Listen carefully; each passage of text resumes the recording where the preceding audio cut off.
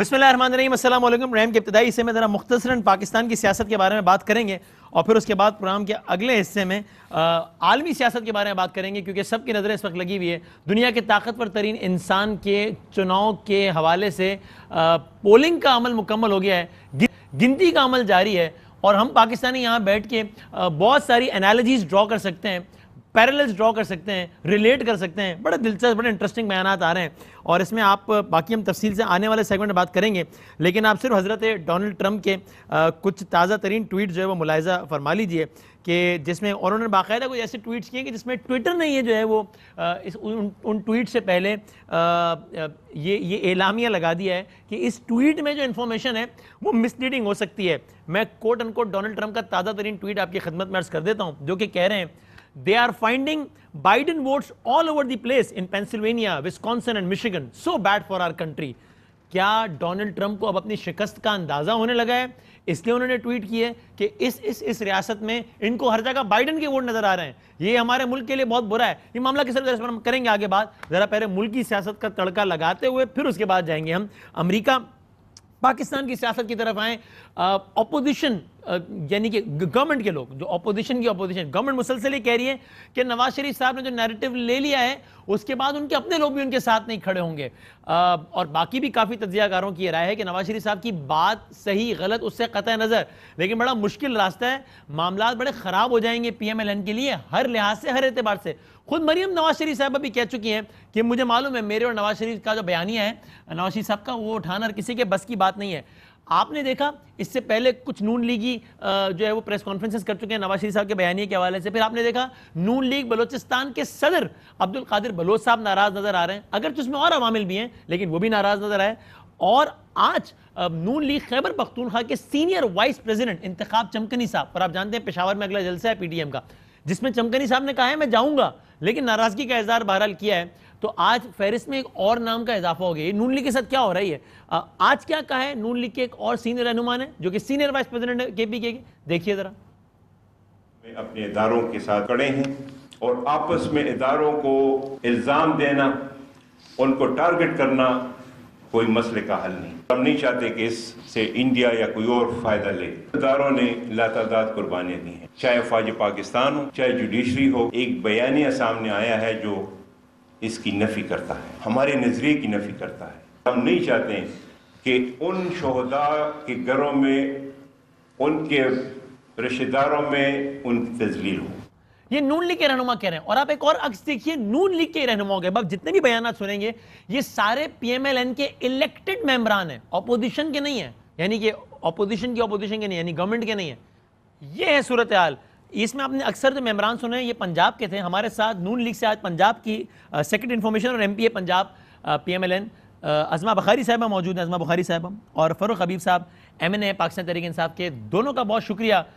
अज़मा साहबा, quick question, ये सारे आपने तवातुर से बयान सुने, सारे आपके अपने लोगों के हैं, अगर ये बयानबाजी आपकी अपनी सफ़ों से शुरू हो गई बड़ा मुश्किल नहीं हो जाएगा? क्योंकि हमारे सोसाइटी में ये आर्गूमेंट बिकता भी है, वो गद्दार है, वो गुस्ताख है, वो ये है, वो है, सारा कुछ, तो ये बड़ी प्रॉब्लम्स नहीं हो जाएंगी? इस तरह की आवाज़ें तो उस दौर में भी नहीं आई थी आपकी सफ़ों से, हालिया तारीख में, जब जेलें और ये सारे मामला शुरू हो गए थे, जिस तरह की अब आ रही है आपके इलेक्टेड मेंबरान से।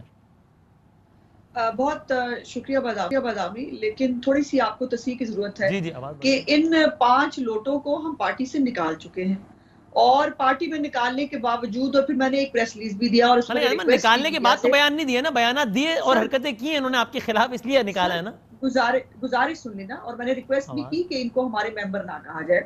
और उसके बाद पूरी तगोदो 2-2.5 साल के तगोदो के बाद ये 5 लोटे इन्होंने इकट्ठे किए। और परसों तो एक बहुत ही अजीब हरकत की कि अजहर चांडिया साहब, उनकी पुरानी एक फुटेज जो है वो रिलीज करके कह दिया कि जी वो जो है वो उन्होंने बयानिए से इख्तलाफ कर दिया। अब पता नहीं कल को ये ना आ जाए कि जो है वो डोनाल्ड ट्रंप ने भी नवाज शरीफ के बयानिए से इख्तलाफ करते हुए जो है वो इलेक्शन हार दिया। नवाज शरीफ के बयानिए का बोझ नहीं उठा सका। हम पे कहीं हम पे ना डाल दीजिएगा, मेहरबानी कीजिएगा। देखिए मेरी गुजारिश यहाँ पे है कि पहले तो जिनको हमने निकाल दिया है उसको उनको पर मैं बात ही नहीं करना चाहती। They are nowhere. वो हमारे से बात करें ना, करते और ना आपकी सपोज से सवाल यही तो है कि इस तरह और लोग निकलते चले गए, आप लोग निकालते चले गए तो कमजोर तो होंगे ना अल्टीमेटली आप लोग, हो रहे हैं ना? नहीं, ऐसे नहीं होता, ऐसे नहीं होता बदामी साहब। हमारे जो पाकिस्तान की अगर आप थोड़ी सी डायनामिक पॉलिटिक्स की देखें तो उसके अंदर पार्टी का टिकट और पार्टी की फिलॉसफी जो है वो होती है। और जो ये चमकनी साहब तो हैं, मेरा ख्याल है इनको तो बहुत ही शायद समझने की जरूरत है। इनको तो पार्टी की बात ही समझ नहीं आई, इनको नजरिए का ही नहीं पता, ये पता नहीं क्या बातें करते चले जा रहे हैं और कह रहे हैं मैं जलसे में भी आऊंगा। जान छोड़ देना फिर आप, अगर आपको नहीं समझ में आ रही पार्टी की बात, बयानिया नहीं समझ में आ रहा तो ठीक है, आप अपने रास्ते अलग कर लीजिए।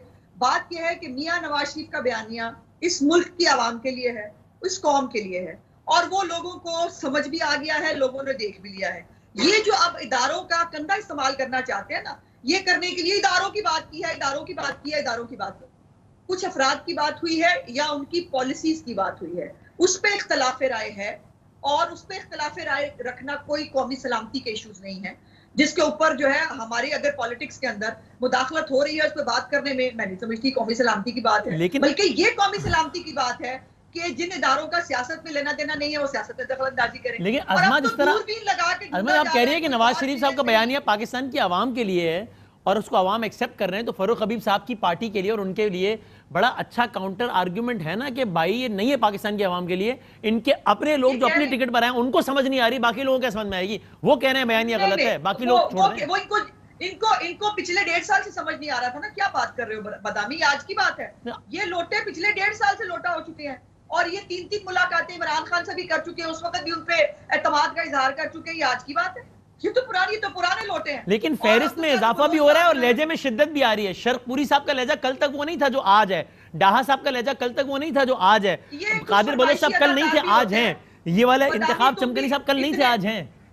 इतने मासूम नहीं हो तुम, ये कुछ फरमाशी अदाकार भी होते हैं और ये कोशिश की जा रही है, ये मैं आपके सामने एडमिट करना चाह रही हूँ कि हमारी ये इनकी अब कोशिश है कि, और वो धमकियां आपने देखी नहीं, पहले शीन निकलनी थी, वो बेचारे शीन जो है वो उनको निकालते निकालते खुद जो है वो नून चौहान में से नून निकल गई और शेख रशीद जो है वो खुद पता नहीं कहां पहुंच गए। सो वो हुआ, अब पार्टी तोड़ने की 2 साल से 2.5 साल से कोशिश कर रहे हैं और अब जरा कोशिश से ज्यादा तेज करेंगे ये दिखाने के लिए कि बयानिए के साथ नहीं है। मैं बड़ी कैटेगोरिकली कहना चाहती हूँ, PMLN के अंदर मियां नवाज शरीफ का बयानिया चलेगा जो वोट को इज्जत दो का और सिविल सुप्रीमेसी का है। जिसको अच्छा लगेगा वो मोस्ट वेलकम, जिसको नहीं अच्छा लगेगा उसके लिए बड़ा आसान रास्ता है, ये जो सारे लोटे हैं जाए ना हमारी जान छोड़े, जाके बल्ले के निशान से इलेक्ट होके आ जाए, हमें क्या इतराज है। हाँ जी फरूख हबीब साहब, खुश तो बहुत हो गया। देखिए ये लोटा लफ्ज जो है वो मुझे सुना सुना लग रहा है। मसला ये है कि जो बात उन्होंने कहा अब तक ये फरमाया कि लोटा लफ्ज सुना सुना है जी। देखें बात यह है कि जो लोग इनसे इख्तलाफ करते हैं, अगर वो जमहूरी पार्टी नहीं है, जमहूरी पार्टी जो है वो इख्तलाफ सुनने की कायल नहीं है, तो फिर अपने आप को काहे कि जो है वो कहते हैं जी हम जमहूरी जमात हैं। अगर नवाज शरीफ साहब के बयानिए से कोई इख्तलाफ कर रहा है, कोई पार्टी फोरम्स के अंदर बैठ के इख्तलाफ कर रहा है, तो मैं समझता हूँ कि इख्तलाफ राय का हक तो उन्हें है, क्योंकि कोई वो बयानिया ऐसा नहीं है जो कि अवाम के लिए बयानिया हो। बताएं उसमें अवाम के लिए क्या बात की जा रही है। जब आप इदारों का सरबराहान का नाम ले ले के जलसों में तकारीरों में पुकारेंगे और फिर आप जो पाकिस्तान की जो दिन की रोशनी के अंदर जो पाकिस्तान की वाज़े फतह है, आप अयाज सादिक के जरिए बयान दिलवा कर उस फतह को मतनाज़ा बनाने की जो है वो कोशिश करेंगे और उसके ऊपर फिर बज़िद हो जाएंगे, कायम हो जाएंगे, तो फिर तो ये पाकिस्तान की 22 करोड़ अवाम का एजेंडा तो नहीं है। हाँ, ये आपके अपने 22 केसेस करप्शन के जो हैं उनको बंद कराने का एजेंडा जरूर है, जो पाकिस्तान की अवाम को पता है। अजमा की लेकिन ये बात ठीक है ना फरूख के भाई, अगर इतना ही बुरा लग रहा है ये बयानिया मनी लॉन्ड्रिंग के केसेस का सामने है, लीडर का नाम लेकर जिसकी तस्वीर दिखाकर इलेक्शन में अवाम से वोट लिया है, अगर इतनी गैरत जाग उठी है तो फिर लात मारो उसको और फिर अपनी पसंद की पार्टी से इलेक्शन लड़ लो। उन्होंने तो बल्ला कहा है, मैं कह रहा हूं जिससे भी लड़ना ये तो ये बात तो ठीक है ना, उसूल है ना। देखें ये तो देखें बात ये है, ये फैसला तो उन्होंने करना है ना। नहीं, उसूली बात तो लेकिन यही है ना जब कि अगर कोई आपके टिकट से जीता है पीटीआई के और अब उसको नवाज शरीफ साहब अच्छे लगने शुरू हो गए अगर, या इमरान खान साहब बुरे लगने शुरू हो गए, तो आप कहेंगे ना कि भाई फिर छोड़ दो, बस हमारे टिकट से आए ना, टिकट छोड़ो ना हमारी। फिर देखें ये तो इनकी बात है या उनका मामला है। मैं तो वो कोट एंड कोट कर रहा हूं कि जो लोग टीवी के ऊपर आके सामने बात कर रहे हैं, मुझे बताएं जनरल अब्दुल कादिर बलोच साहब जो इनके स्टेट मिनिस्टर थे वो बहुत अच्छे थे, उन्होंने इख्तलाफ किया तो वो बुरे हो गए। वो पार्टी के इनके सरबराह थे, बलोचिस्तान के सीनियर इनके नुमाइंदे थे, मुझे आप ये बताएं कि आज उनकी बात भी ये सुनने को तैयार नहीं है। ये जिनका चमकनी साहब का जिक्र हो रहा है, हो सकता है कि इन्होंने तो मारे खाई हो, मुशर्रफ दौर के अंदर जेलों में भी गए हो, आज ये उनकी बात सुनने को भी नहीं तैयार है। आप इन 5 को छोड़ दें ना, 5 की चलो नहीं बात करते, बाकी जो लोग उठा रहे हैं उनकी ये बात सुनने को तैयार नहीं है। ये तो एक रिवाज है ना पाकिस्तान में। पाकिस्तान के लिए अच्छा हाशमी साहब का हमने देखा, ये बयानिया भारत को अच्छा जरूर लगता है, बागी से दागी तक का सफर अच्छा नहीं लगता। मैंने दोनों जलसे देखे पीटीआई के, जिसमें बागी बागी का, जिसमें नारा भी लगा हाशमी साहब के लिए, और दागी दागी का नारा भी लगा। बड़ा क्विकली सफर तय हुआ। तो ये तो होता है ना पाकिस्तान में, बस जब अपनी मर्जी की बात शुरू कर दे बंदा, बुरा लगना शुरू हो जाता है पार्टियों को। नहीं देखें, बात यह है कि उसका फैसला तो जो है वो अवाम ने करना है ना। लेकिन मैं ये कह रहा हूं कि जब उसमें और इसमें जमीन और आसमान का फर्क है। आप पाकिस्तान के आईनी इदारों को निशाने पे नहीं बना सकते। अफवाज पाकिस्तान आपका साथ नहीं दे रही, आप उनको बुरा भला कहना शुरू कर देते हैं। अदलिया आपके हक में फैसले नहीं दे रही, आप मुझे क्या निकाला का नारा लगा के जीटी रोड के ऊपर जजेस को बुगस भरा कहना शुरू कर देते हैं। आपने हाला हाशमी से, तलाल चौधरी से उनके खिलाफ जो है धमकियां में बयान दिलवाना शुरू कर देते हैं। ये इनकी तारीख है, ये इनकी हिस्ट्री है। ब्रीफ केस ना चले वहां पर ये बंदे को रास्ते से हटा देते हैं, वरना उसकी वीडियो बना के ब्लैकमेल कर लेते हैं। ये तो इनकी सियासत का महवर रहा है सारा। ये आज किस अवाम की बात करते हैं? लंदन में बैठ के अवाम इनको याद आ रही है। जो शख्स आइन को, कानून को, अदालतों को इज्जत देने को तैयार नहीं है, वो किस हैसियत से पाकिस्तान के आईनी इदारों को जो है वो चैलेंज कर सकता है? ये एक बुनियादी सवाल है मेरा जिसका हमें जवाब नहीं मिल रहा।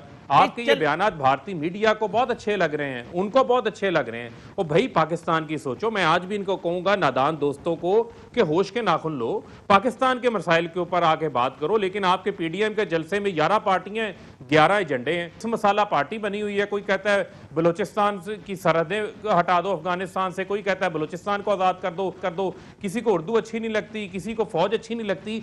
माजरा क्या है? पाकिस्तान के आईनी हदूद के अंदर बैठ के आप बात करें ना।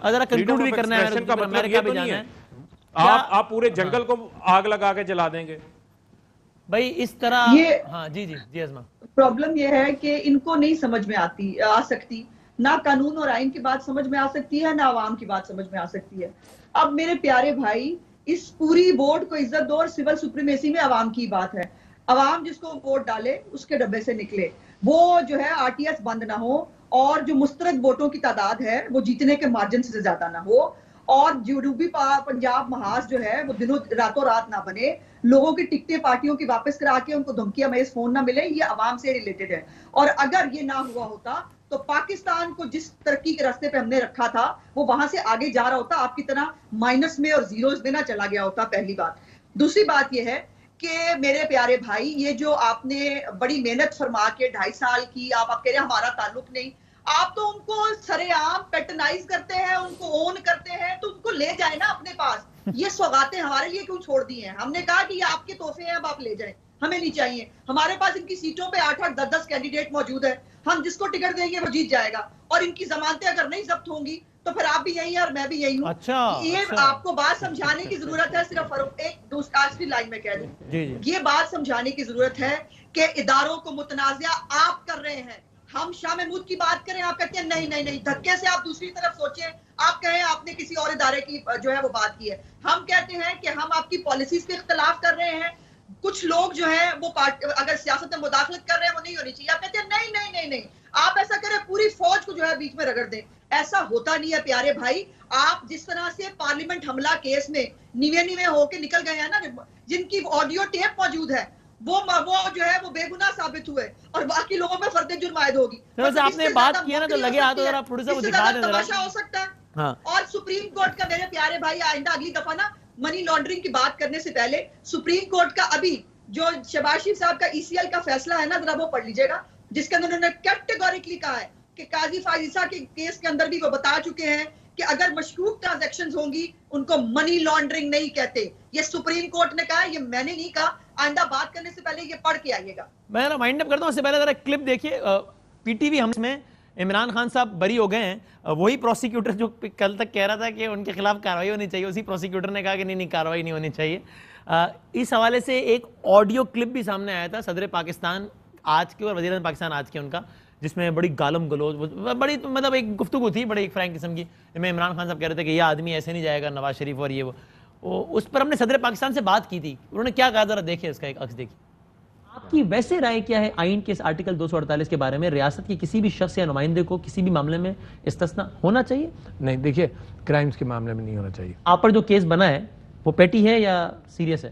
सीरियस है। पीटीवी पर जिसने भी अटैक किया उसके खिलाफ कार्रवाई होनी चाहिए, उसके खिलाफ कार्रवाई सजा होनी चाहिए, उसको सजा होनी चाहिए। आपने वो मालूम करवाया कि वो आईबी ने टेप किया था, क्या किया था मुझे सारा? पूरी बात क्या थी कि ये थी कि मैं खान साहब को कहा और खान साहब सोते हुए मैंने उठाया उन्होंने उनसे कहा कि जी पीटीवी पर हमला हुआ है।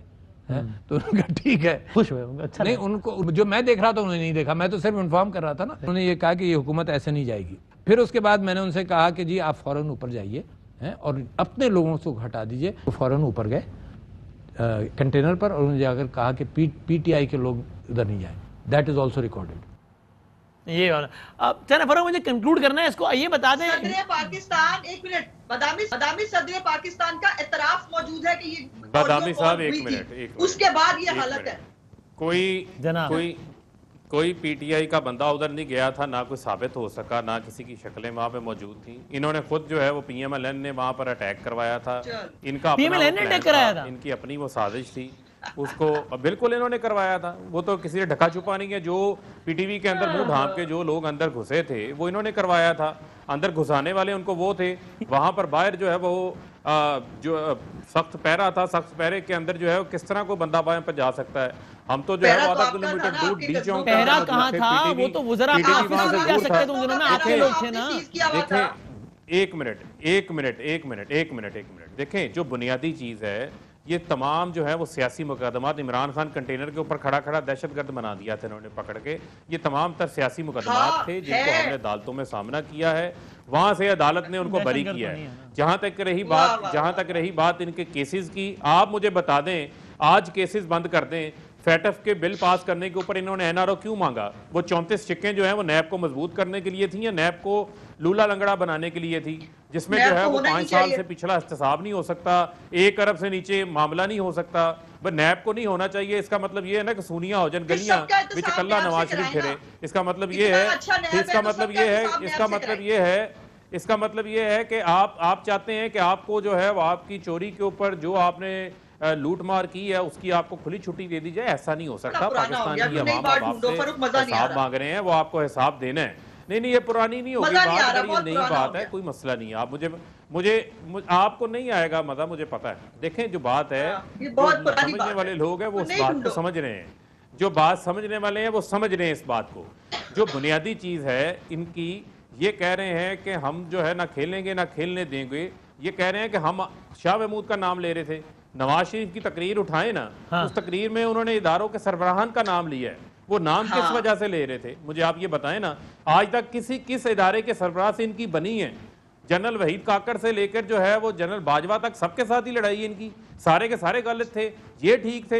ये तो मुशर्रफ के पांव पकड़ के जो है वो 10 साल का वायदा लिख के जो है वो सऊदी अरब चले गए, वहां से 5 साल लंदन में चले गए। ये आप लोगों की हैसियत थी। आज भी आप जो है वो मुल्की इदारों को धोखा दे के बच्चों समेत मुल्क से बाहर बैठे हुए। क्या बात आप करते हैं? क्या बात आप करते हैं? आप कह रहे हैं आप जाती चोरी को बचाने के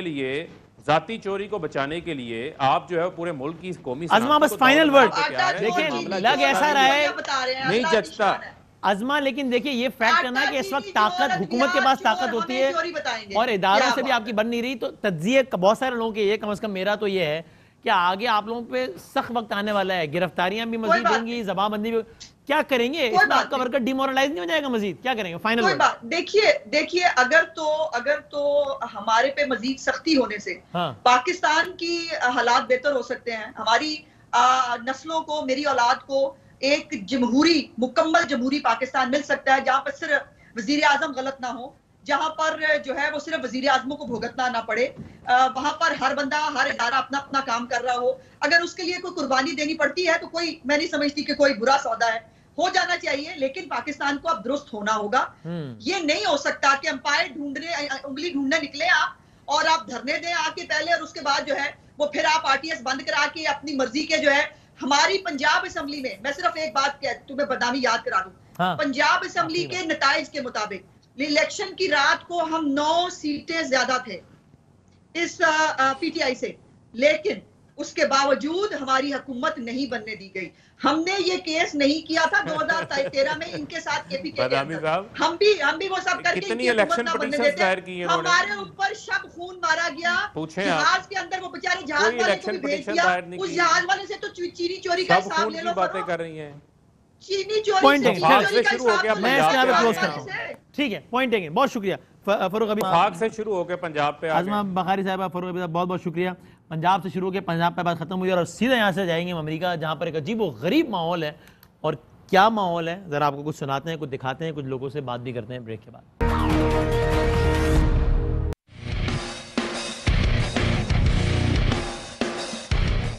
मैं वसीम मदामी आपको रिपोर्ट कर रहा हूं यूनाइटेड स्टेट्स ऑफ अमेरिका के दारुल हुकूमत अमेरिकी सियासत के मरकज वॉशिंगटन डीसी से। और आप देख रहे हैं कि वॉशिंगटन की सड़कों पर इस वक्त क्या शोर शराबा और क्या रौनक है। Obama has won. Yes, yes, yes, ecstatic. 4 more years. 4 more years. 4 more years.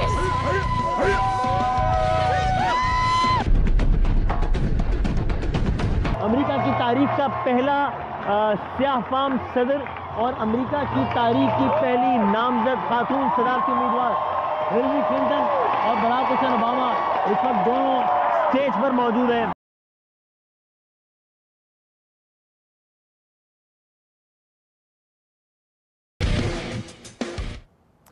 ये कुछ मनाजिर थे अमेरिका के पिछले और उससे पिछले इंतखाबात के। पिछले दो इंतखाबात वहाँ जाकर कवर करने का मौका मिला और वो भी अपने अपने हवालों से बहुत ही गैर मामूली इंतखाबात थे, लेकिन कतई तौर पर उतने गैर मामूली नहीं थे जितने अब हैं। यानी कि जब मैं ओबामा के जीतने के बाद वाशिंगटन में उस रात सड़कों पर जा रहा था और लोगों से बात कर रहा था, तब कतई तौर पर उस बात का ख्याल या अंदेशा भी नहीं था जिसका बहुत ज़्यादा इम्कान नज़र आ रहा है। यानी कि ऐसी कोई खबर भी नहीं थी, ऐसा कोई तज्जिया भी नहीं था कि शायद हंगामा हो जाए। ऐसा कोई मंजर नहीं था कि किसी दुकानदार ने अपनी चीज़ें विदत अंदर रख ली हो कि आज रात हंगामा ना हो जाए।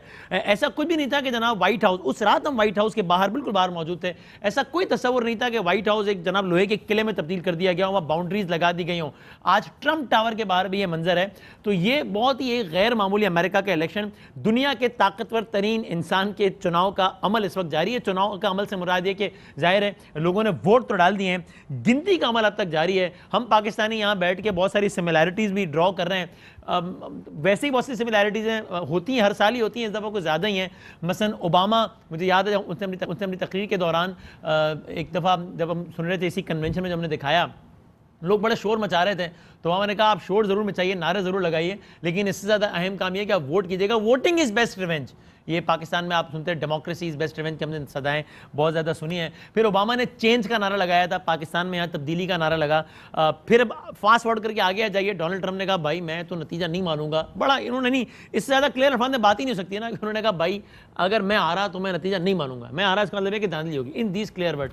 पाकिस्तान में आप सुनते हैं बिरयानी की प्लेटें वलेटें, कीमे वाले नान, ये सारे कि भाई इस पर वोट ये। आप जरा अमेरिका का एक मंजर आप देखिए कि जहाँ पर ट्रंप साहब की जानिब से, उनके हामियों की जानिब से कुछ तरह खाना वगैरह तकसीम किया जा रहा था और वो खातून जो बाकायदा सदा बुलंद कर रही हैं कि हम इस खाने पे जो है ना वो हम वोट नहीं देंगे तुम्हें, हम खाना ले लेंगे लेकिन इस खाने की प्लेट पे वोट नहीं देंगे। ज़रा ये मंजर भी देख लीजिए ज़रा। Take the food, but don't vote. I'm getting my vote, and I vote. So that's Donald Trump's food truck over there, delivery. Yes. Take the food, but don't vote. नवंबर में इलेक्शंस होते हैं, आप जानते हैं। जरा अगस्त का डोनाल्ड ट्रंप का बयान देखिए कि जिसमें उन्होंने बहुत सीधी सीधी ये बात की थी कि भाई मुझे पोस्टल बैलेट्स पे एतबार नहीं है और अगर धांधली यानी हमारे हारने की ही सूरत होगी, वो ये कि धांधली हुई है, हमारा हारने का मतलब है धांधली हुई है। क्या कहा था ट्रंप ने अगस्त में, देखिए जरा। Because the only way we're going to lose this election is if the election is rigged. Remember that. It's the only way we're going to lose this election. So we have to be very careful. The only way they're going to win. Will you commit to making sure that there is a peaceful transferal of power after the election? Well, we're going to have to see what happens. You know that I've been complaining very strongly about the ballots, and the ballots are a disaster. There won't be a transfer, frankly. There'll be a continuation. The ballots are out of control. You know it. And you know who knows it better than anybody else? The Democrats know it better than anybody else. और हम और भी बहुत सारे बयान उन सबको skip करते हुए ताकि हम जरा मेहमानों से ज़्यादा बात कर सकें, फास्ट फॉरवर्ड करते हुए आज आते हैं आज डोनाल्ड ट्रंप ने दिन के इब्तिदाई हिस्से में कहा, जिसका खुलासा ये आप देख भी लीजिए, कि हम जीत रहे थे, फिर अचानक सब रुक गया। आपको फिर अगेन पाकिस्तान याद आएगा, नताइज आ रहे थे आरटीएस वार्टीस कि हम जीत रहे थे, अचानक कुछ हो गया, सब थम गया, ये फ्रॉड हो गया है, ये धोखा हो गया है। क्या कहा ट्रंप ने आज, देखिए।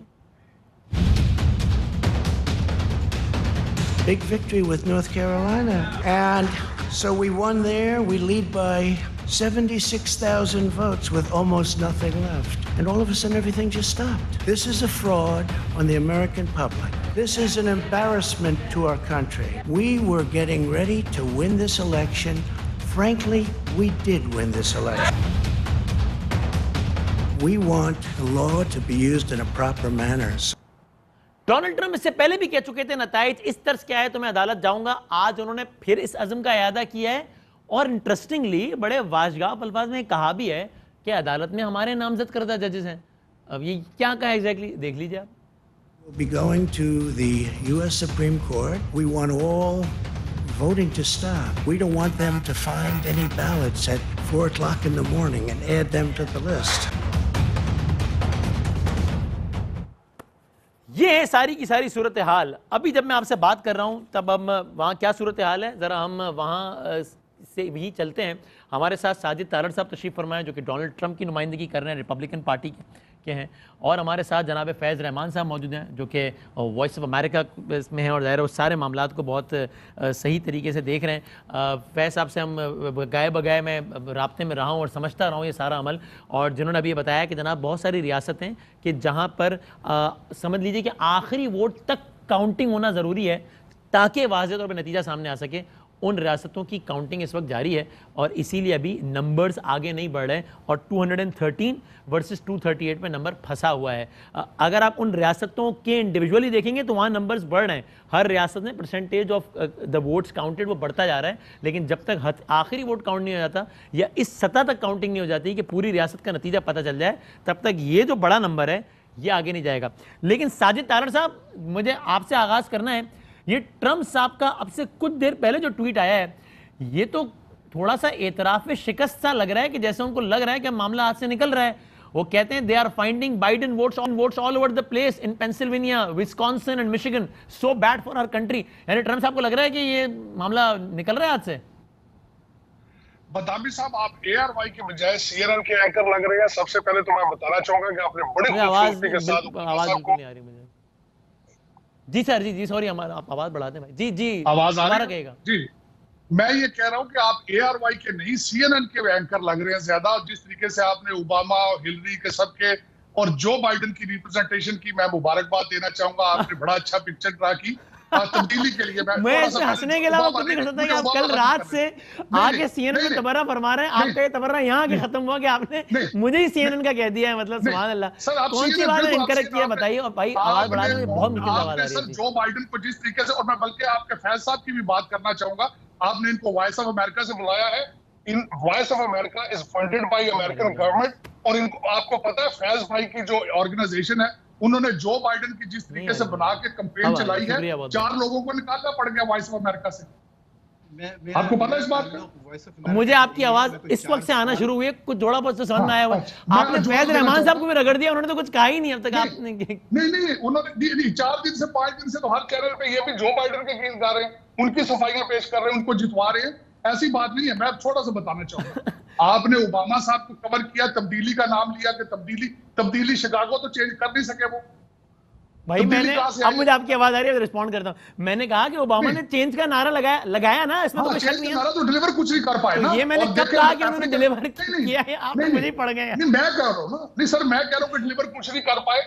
अफ्रीकन अमेरिकन के बारे में वो रिफॉर्म नहीं कर पाए। ये जो आज, अच्छा सबसे बड़ी बात, आपने सारा कोई फूड दिखा दिया, आपने ट्रक दिखा दिया। जो इस वक्त वॉशिंगटन DC सीरिया लग रहा है उसके बारे में आप कुछ नहीं कह रहे। फिलाडेल्फिया चल रहा है उसके बारे में आप कुछ नहीं बोल रहे। जो ओपन ड्रग मार्केट इस वक्त DC बना पड़ा है, सारे बच्चे कल ओवरडोज होकर ब्लैक लाइव मैटर और टीफा के पड़े हुए थे, आपको वो नजर नहीं आ रहे। आपको सारी बातें नजर आ रही है anti Donald Trump. This is not fair and balance आपकी कवरेज होनी चाहिए। हंसी आ रही, why on earth I would be pro और एंटी डोनाल्ड ट्रंप। यार साजिद, आप CNN क्लिंटन न्यूज नेटवर्क का हिस्सा ना बने प्लीज। और मुझे इसमें सिर्फ हंसी आ रही है, इसके अलावा कुछ भी नहीं आ रहा। मुझे रोना आ रहा है सर। आपको हंसी आ रही है, मुझे रोना आ रहा है। उसकी वजह ये कि आपका क्या तल्लक है सर कि आप जो बाइडेन को वहां से यही तो मैं कह रहा हूं कि मैं क्यों किसी को सपोर्ट, यार आप क्यों इतना हड़बड़ाए हुए हैं, इतना गुस्से में क्यों हैं, मतलब क्या हो गया है? आपका इंटरेस्ट क्या है? आपका ओबामा, हिलरी, जो बाइडेन के साथ ताल्लुक क्या है? मेरी समझ में आपको डोनाल्ड ट्रंप ने पर्सनली क्या डैमेज किया है कि आप इतने जज्बाती हो गए? उन्होंने मेरा लिफाफा बंद कर दिया असल में, इसलिए मुझे बड़ा गुस्सा है। क्या बात, क्या नहीं, लिफाफा नहीं, क्या कहूं मैं इसमें, आप क्या कह रहे हैं? पाकिस्तानी आलमिया है सर, आप विक्टिम है सीएनएन के, हर पाकिस्तानी का आलमिया है उसने। आप देखें, उनको भी पता है कि आप उनको सपोर्ट नहीं करते, मुसलमान उनके साथ नहीं है, लेकिन ये आपका प्रॉब्लम है, लेकिन पर्सनल होने की इसमें क्या जरूरत है? अच्छा, अब और जरा सीरियस नोट बात कर लेते हैं। मैं आज सुबह एक नशरियात में एक और टीवी चैनल पे था कि जहां पर एक हमारे बड़े सीनियर सियासतदान ने डोनाल्ड ट्रंप के लिए बड़े सख्त अल्फाज, जो कि मैं रिपीट करना नहीं चाहता, वो उन्होंने कहे और कहा कि सुन लीजिए, जिसमें उन्होंने कहा इंशाल्लाह ये हारेगा और इंशाल्लाह वो जीतेगा। और मैंने कहा कि हम इसको कोई हक और बातिल की जंग क्या बना रहे हैं, हमारे लिए तो हमें क्या इतना, तो मेरी तो इस पर ये ओपिनियन है। लेकिन एक मेरा क्वेश्चन आपसे, मैं कहता हूं, मेरा एक क्वेश्चन है पाकिस्तानी अमेरिकन से, आपसे नहीं क्वेश्चन, ये मेरा पाकिस्तानी अमेरिकन से एक क्वेश्चन है कि वाशिंगटन डीसी कल से एक ओपन ड्रग मार्केट बना हुआ है। मेरा एक क्वेश्चन है, जिसका बच्चा क्रैक कोकेन पे एडिक्टेड हो जाए, उससे पूछा जाएगा कि रिपब्लिकन और डेमोक्रेट हो, वो क्या बताएगा आपके, जिसका बच्चा एक क्रैक कोकेन से भर रहा हो और यहाँ पे आजकल वही ड्रग मार्केट ओपन पर। मेरा एक क्वेश्चन फैज साहब के वर्जीनिया में बैठे, जिसका बच्चा जो है वो एलबीजीटी कम्युनिटी के साथ चला जाए घर छोड़ के, उससे पूछे कि आप रिपब्लिकन है, आप डेमोक्रेट है। लेकिन ये तारड़ साहब, आप इस समेत 20 सवाल और भिजवा दीजिएगा, उसमें अलग प्रोग्राम कर लेंगे, लेकिन अभी तो ये बहस ही नहीं है ना, मुझे नुक्ता नहीं समझना है। मेरा सवाल ये था कि डोनाल्ड ट्रंप ये कह रहे हैं कि उनके साथ धांधली हो रही है, तो और वो कह रहे हैं सर धांधली की बात तो सुप्रीम कोर्ट डिसाइड करेगा ना, धांधली की आपने डिसाइड थोड़ी करना है। लेकिन एक बात है ना, पिछले 4 दिन से मैं एक चैप्टर देख रहा हूं कि सर आप एंकर भी आप डेमोक्रेट बन जाते हैं, आपका एक डेमोक्रेट का बंदा होता है, आपके सारे तजजियाकार वो भी डेमोक्रेट है, आप एक रिपब्लिकन को घेर के उसकी बेइज्जती करते हैं, ये जर्नलिज्म है सर। ये मुझे इस पे सिर्फ हंसना आ रहा है, अफसोस हो रहा है कि आप इस पे क्या, यानी मैं इस पे क्या कहूं, यानी मुझे बहुत छोटा महसूस होगा इस पे अपनी वजाहत देते हुए कि जनाब मैं ये नहीं और मैं वो हूं, इसलिए मैं आप पे छोड़ता हूं। कीमे के नान भी आ गए सर, आपके कीमे के नान भी पहुंच चुके हैं। कौन सी चीज फैक्चुअली इनकरेक्ट दिखाई वो बताएं, कौन सी। अच्छा, अब आपने सारी बात बता दी ना, अब सवाल का जवाब देते, चलो अब बता दें, सवाल का जवाब दें। फिलाडेल्फिया चलता हुआ क्यों नहीं दिखा रहे आप? फिलाडेल्फिया चल रहा है, उसको क्यों नहीं दिखा रहे आप? आप यहाँ भीड़ मार्केट बनी हुई है, 400 बंदा बाहर खड़ा हुआ है इस वक्त व्हाइट हाउस के, वो क्यों नहीं दिखा रहे आप? बोली डंप हुए पे सारे शहर इस वक्त खत्म होने को, लूट मार, वो क्यों नहीं दिखा रहे आप? आपने ओबामा से शुरू किया, ओबामा दौर की चीजें दिखा रहे, आप ड्रोन अटैक्स क्यों नहीं दिखा रहे जो उसने किए थे पाकिस्तान में? अब ये पता नहीं, वो ये तिनका वाली मिसाल आ रही है मेरे जहन में। मैंने तो ना आपको कुछ कहा है ना ट्रंप को कुछ कहा है, कोट अनकोट सारी चीजें दिखाई हैं। अफसोस के साथ ये कह रहा हूँ, सारे पाकिस्तानी एंकर यही कर रहे हैं। अच्छा, सारे पाकिस्तानी एंकर यही कर रहे हैं? नहीं, इंक्लूडिंग फैज भाई जो वॉइस ऑफ अमेरिका के पेरोल पे हैं, इन्होंने जो बाइडेन की मूवीज बना के लगाई, प्रमोट कर भाई फैसला बता रहे हैं, इनको प्रोटेक्ट करते हैं। इनको न्यूट्रल होना चाहिए, ये वॉइस ऑफ अमेरिका के पेरोल पे। नहीं, मेरी बात साजिद भाई थोड़ा सा गुस्सा कम करें, आगे चले, थोड़ा सा गुस्सा कम करें। पहली बात तो ये कि आप मेरे इतने करीब रहते भी हैं और अक्सर आपसे बातचीत भी रहती है। मैं वॉइस ऑफ अमेरिका बहुत अरसा हुआ, मुझे तो आवाज नहीं आ रही सर, मैं इसको रिबट नहीं कर सकूंगा, ये पता नहीं इसका मैं यहाँ जो बात, मैं थोड़ी सी वसीम के बारे में ये बात करूंगा। इन्होंने जो पेश किए हैं वो आदाद शुमार पेश किए हैं कि इस वक्त ये सूरत हाल है और इस सूरत हाल पर आपका क्या तबसरा है। मुझे आवाज नहीं इसकी आ रही, मैं फिर इसका किसका जवाब दे सकूंगा? मुझे अच्छा, बल्कि आप ये कह रहे हैं, फैज साहब एक से एक लेने को रुकिएगा, मुझे अच्छा साजिद भाई को जरा रिकनेक्ट कर दीजिए। आप कहिए जी। हेलो जी जी, आप कहिए फैज साहब जी। हाँ, देखिए, अब ये कहना है कि मैं भी वाशिंगटन डीसी एरिया में रहता हूँ, ये कहना है कि वाशिंगटन सीरिया बना हुआ है, ये थोड़ी बहुत बड़ी मुबालगा आ रही है। और हमको इस वक्त पाकिस्तानी अवाम को जो दिलचस्पी है वो यहाँ के सिस्टम से है और ज़ाहिर है कि यहाँ की पॉलिसीज से भी है।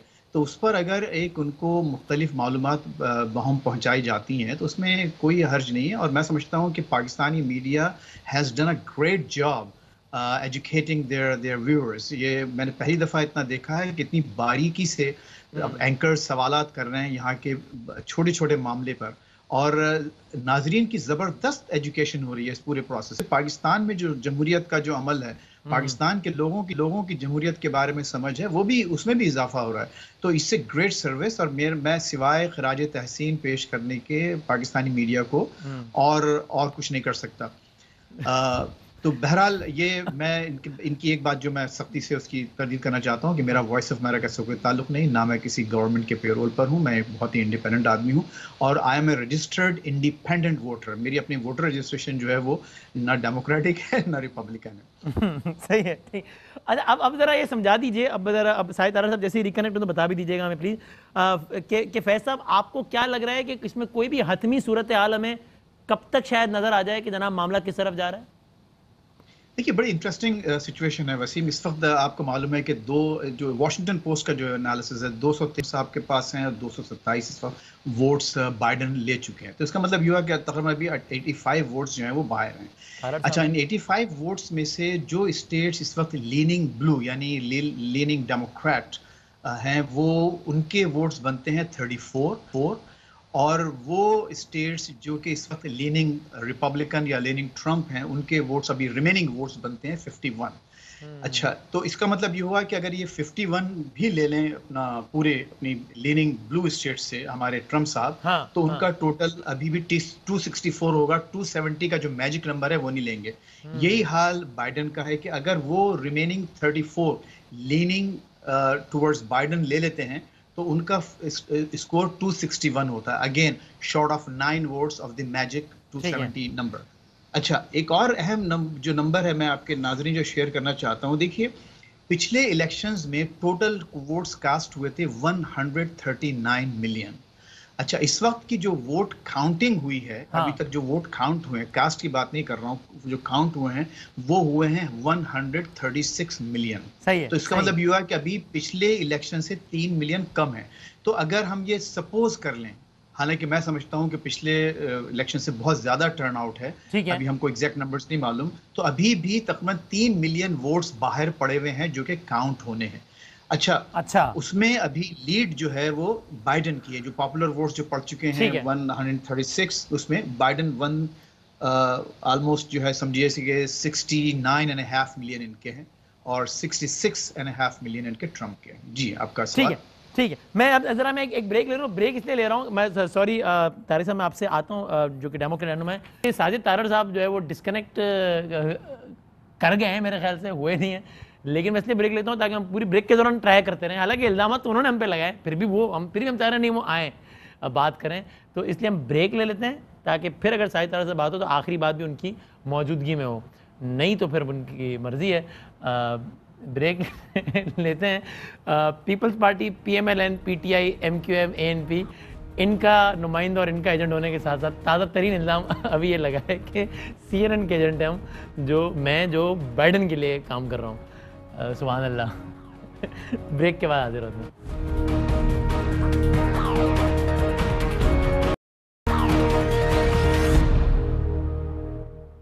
खुश आमदीद। साजिद तारड़ साहब फ़ोन नहीं उठा रहे, रब्ता नहीं हो पा रहा उनसे। वैसे मैं समझ आ गई मुझे कि उन्होंने ये क्यों, क्योंकि यहाँ तो फैशन है ना कि कुछ भी हो जाए तो हम कहते हैं अमेरिका करवा रहा है, और वो तो अमेरिकन वहाँ बैठ के ये भी नहीं कहते कि ऐसा अमेरिका करवा रहा है, तो वसीम बदामी करवा रहा है जी, वो जो बाइडन को जितवा रहा है और ट्रम्प को करवा रहा है। ताहिर जावेद साहब डेमोक्रेटिक लीडर हैं, क्विक हमारे पास फाइनल कमेंट। ताहिर जावेद साहब, क्या लग रहा है आपको, ये सूरत हाल कब तक वाज़ेह हो जाएगी और कितना ऑप्टिमिस्टिक हैं आप लोग?